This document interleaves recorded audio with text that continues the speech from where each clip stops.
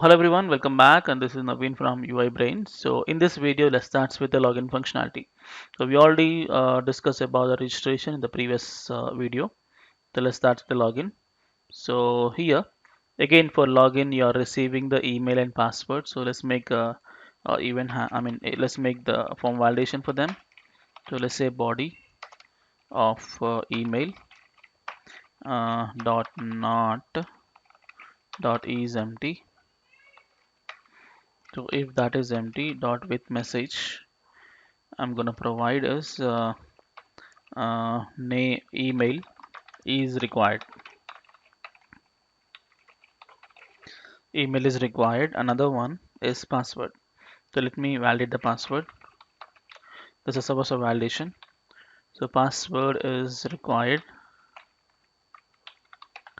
So password is required. So once it is done, let me evaluate for the form validation. Same like your registration.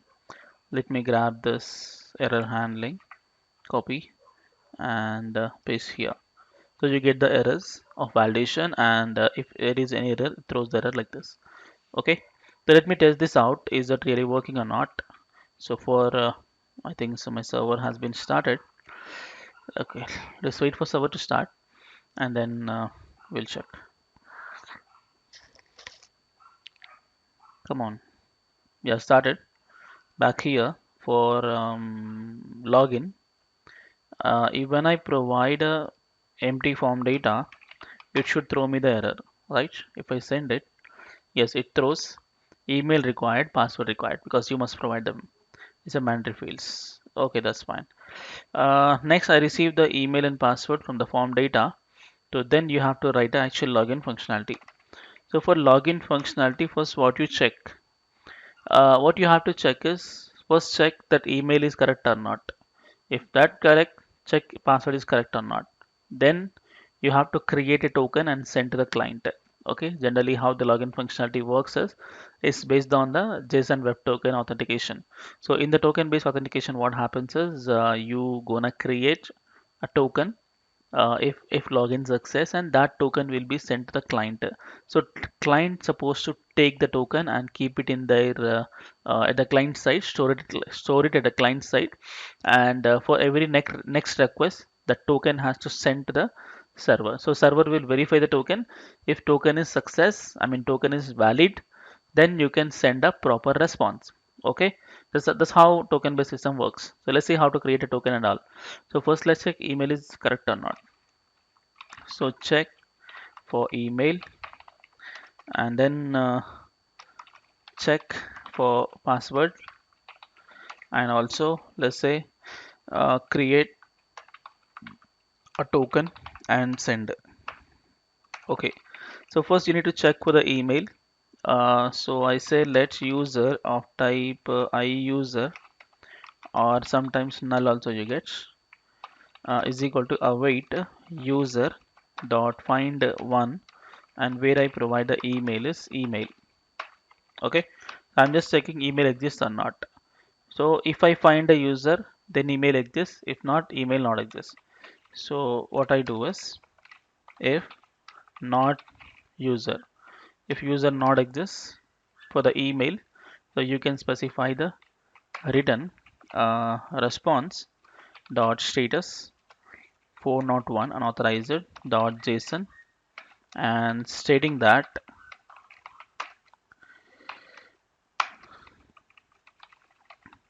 errors will be errors will be an array actually. In that message what I say is email is invalid. They say invalid email.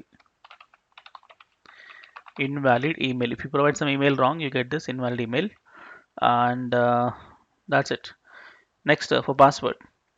So password, tell me how to check. See here, when you register, you're providing a plain password, right? Plain text password. But what is there in my database? It was encrypted password, right? So how you verify? Simple. Get the password from the backend, convert, decrypt, and then check. Okay. So how you do this process is see here. I'll check. I can check like this. Let is match of type boolean. So is match, the password is match or not, right? Is match is equal to boolean, I mean of type boolean is equal to await bcrypt, the same bcrypt third party module dot compare compare the string which you have given, that's a password from the client, and also my backend password. Backend password, how you get? User stable, right? So just say user dot password. Okay, so this is for comparison. So your password, this is represent the client password, and this is the server backend password. So both should be compared. If it is compared successful, happy. If not, throws the error.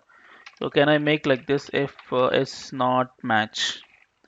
If not match, then what do you say? Same this type of error, and with the statement saying that invalid password.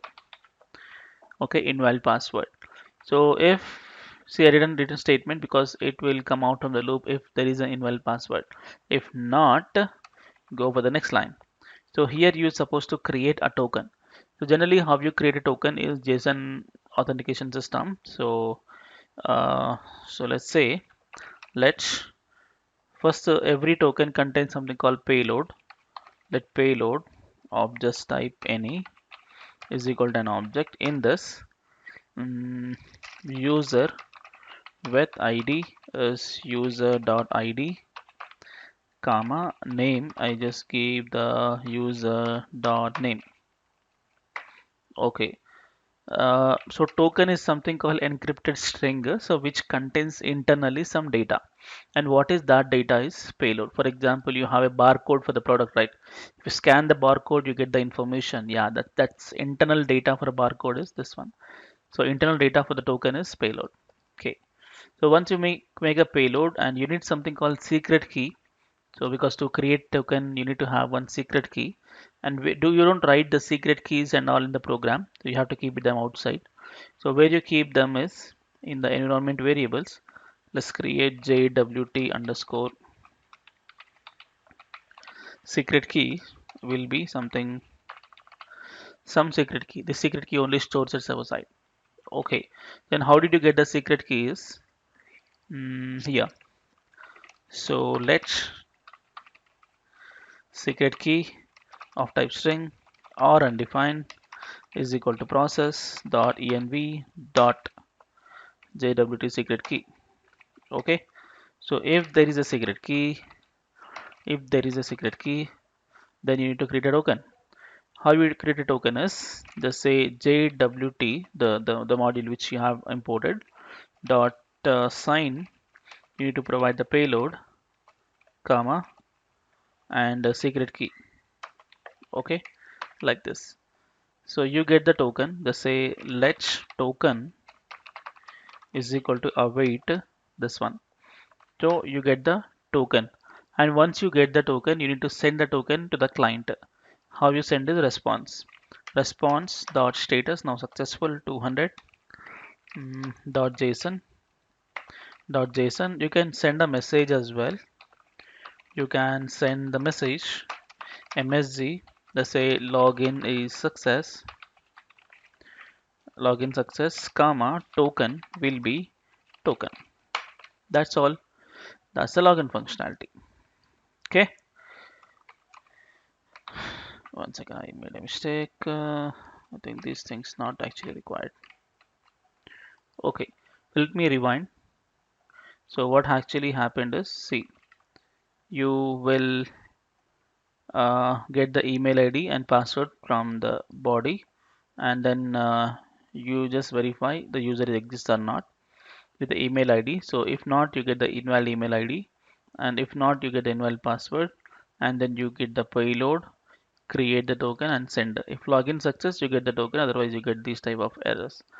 Okay, that's a login functionality, and let me test this out in the next video, right? So thank you so much, and let's meet in the next video. Thank you.